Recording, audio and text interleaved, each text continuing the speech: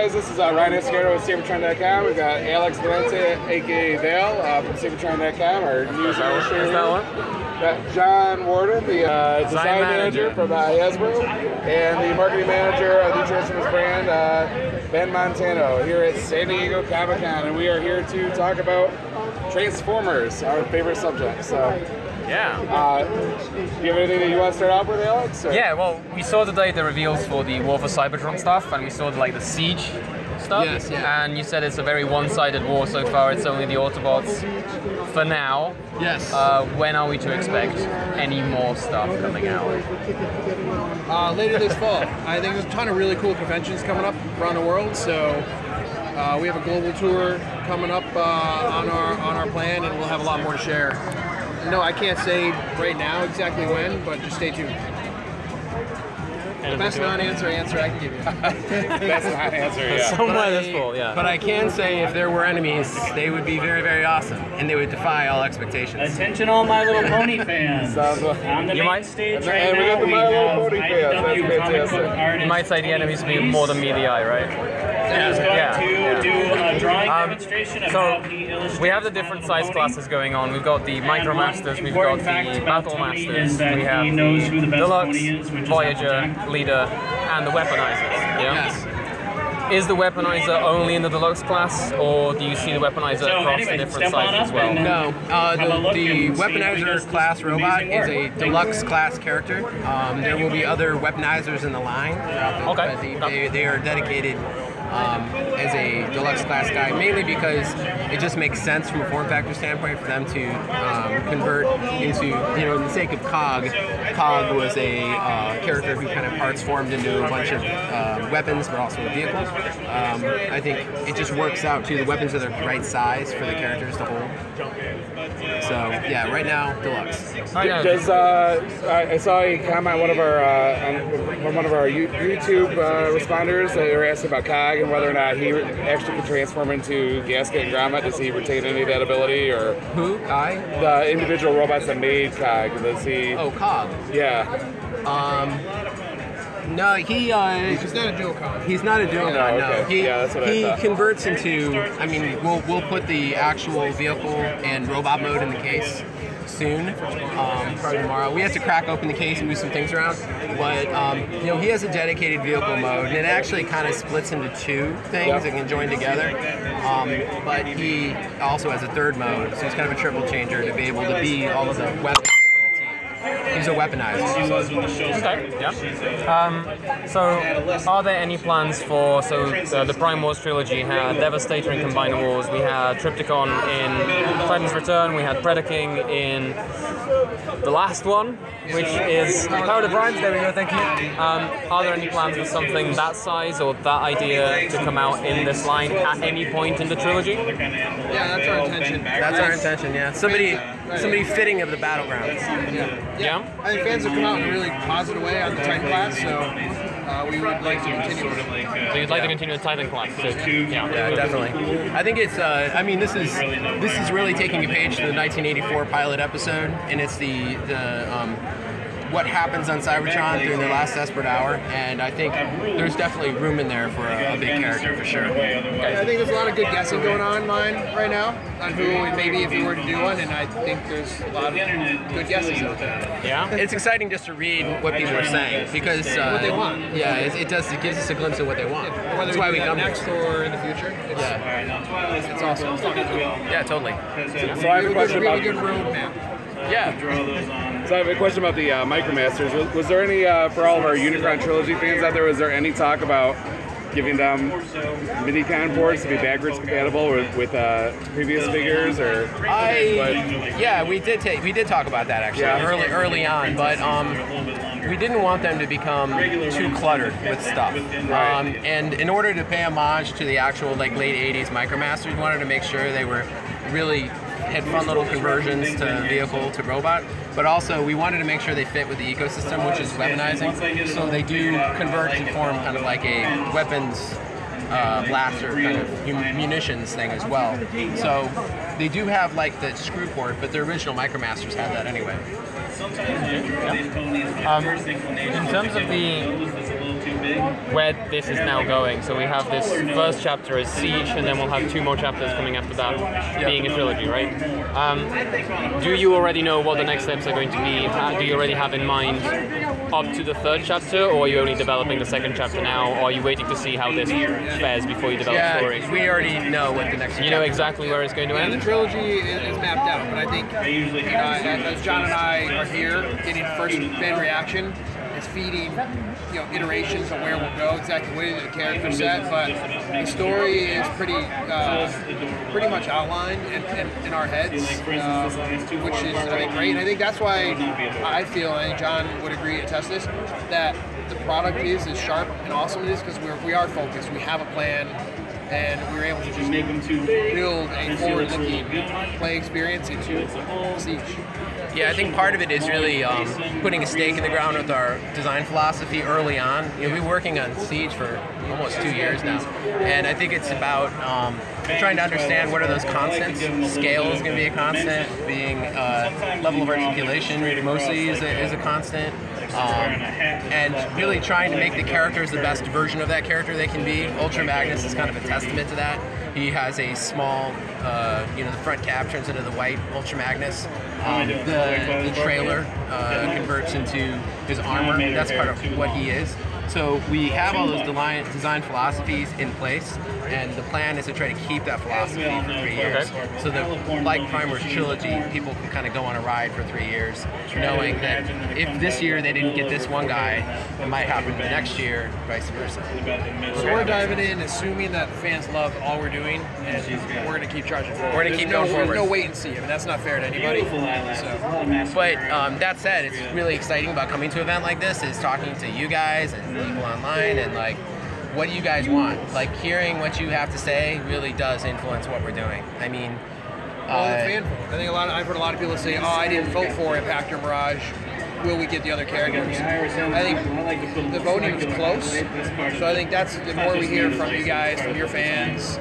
It feeds the roster, it gives us depth to the lines, but to John's point, there's certain things there will be standards, but there's flexibility in who's missing, what micro collections can we fulfill. I think someone's asked me today for Power Masters, things like that. So I think there's a lot of subsets within the continuity that we can bring into the storyline if there's enough interest in it. Okay. Yeah, I think, you have another question?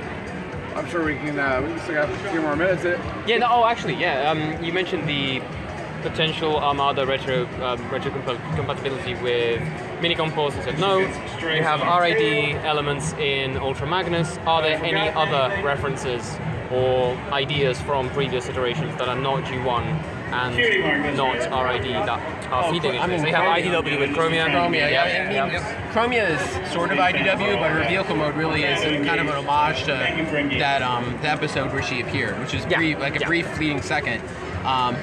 But I think there's definitely room to put things that make sense into War for Cybertron Siege, and honestly, the War for Cybertron trilogy in general. There's a misconception that, this is a G1 play, and in a certain sense it is. I mean, there's the original ARC crew and things like that, but when you look at a character like you said, like Ultra Magnus, he's got the robots in disguise vehicle mode. There's characters from the franchise that just make sense. So as we think about this new toy line, it's more about who makes sense than it is to be, if people want an authentic G1 experience, they can buy like a Masterpiece. This is Generations. It's all about like what is best in the context of this new story. Okay. So its story-first approach is still continuing in that sense. It's definitely a toy story. I mean, you think about the toy ecosystem of play. I don't know about you guys, but some of my most favorite story experiences as a kid were coming with my own story, pulling down the encyclopedias off the shelf and kind of building a Cybertronian base and using sugar cubes as energon and things like that. Wait, you mean that when you took basically a week of not designing toys and making this diorama, which is what John did for about a week? Yeah, that's the sugar that he was using. It just melted. Yeah. Sean, aren't you supposed to be checking emails? And I'm like, I'm building this diorama. So I kept up. I ended up just moonlighting. I'm just kidding. Yeah, he did. Much to my wife's chagrin. I just started working at night. I just worked twice as hard. But when you get an opportunity to build a diorama I mean, Ben's right. You get a chance to channel a lot of those exciting things that made you fall in love with being a toy designer in the first place. And I think this new line is not just about collecting characters. It's about creating that universe of story on shelf. That's why those fire blast effects are in there. And that's why we're adding levels of customization to the characters and more articulation than we've done in years.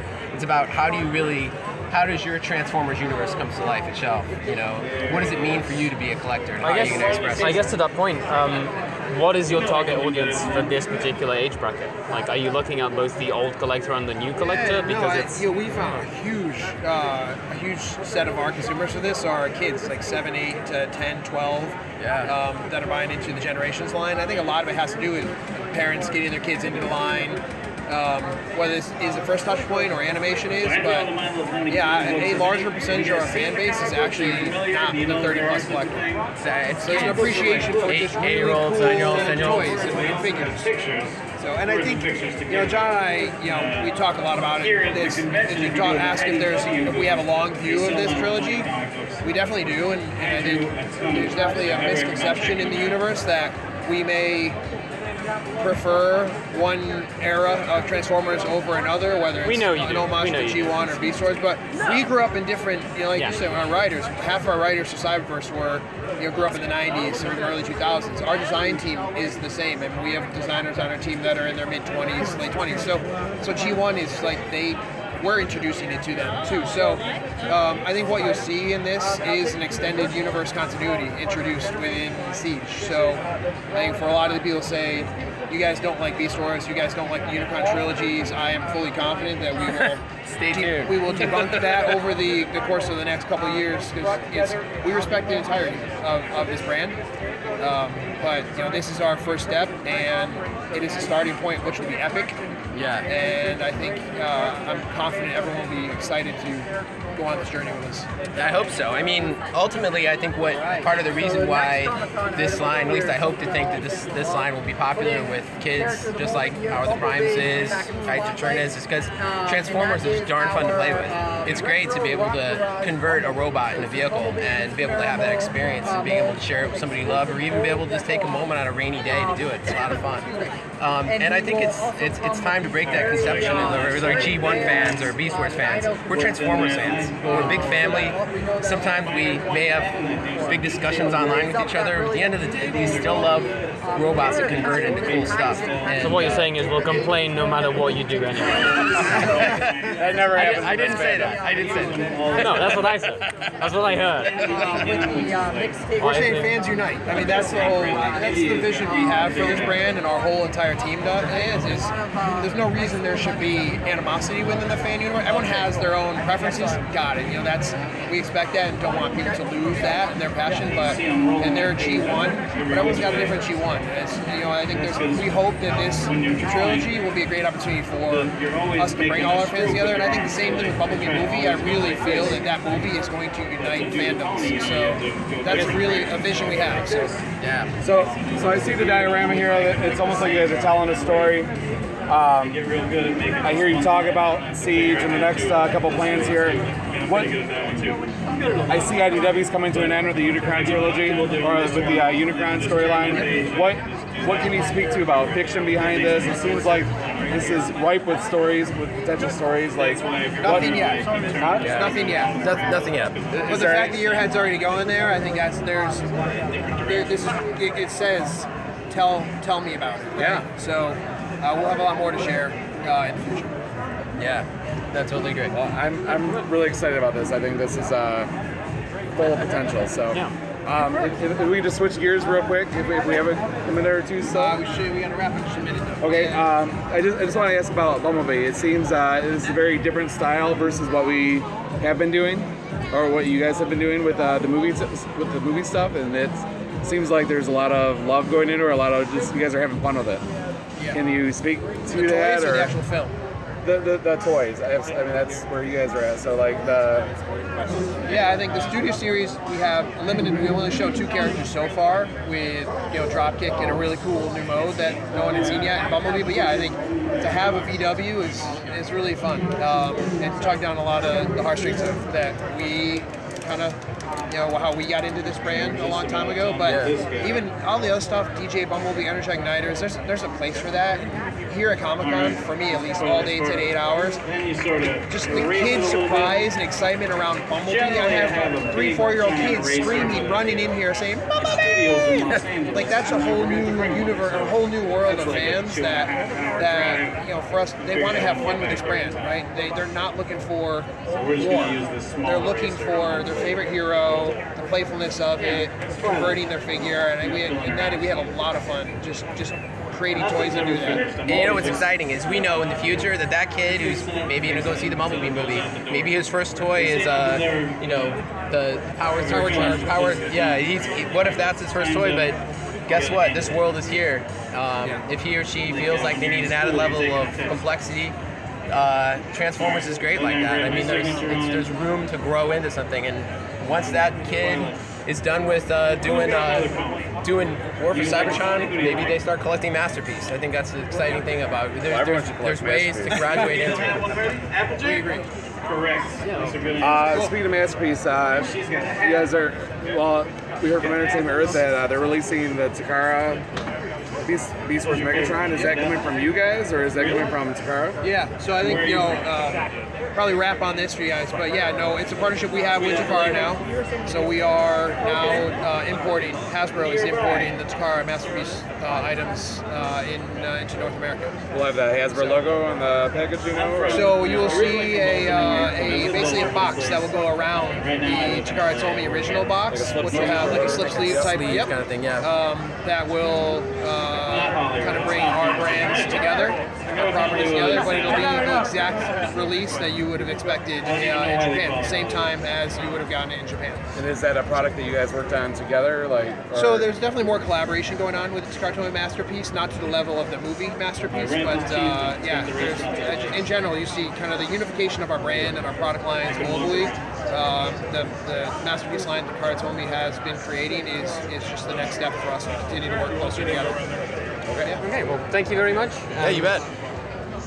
Well, thank you guys. I appreciate you helping us out here and doing the interview. And that was my Super Power Pose. Okay.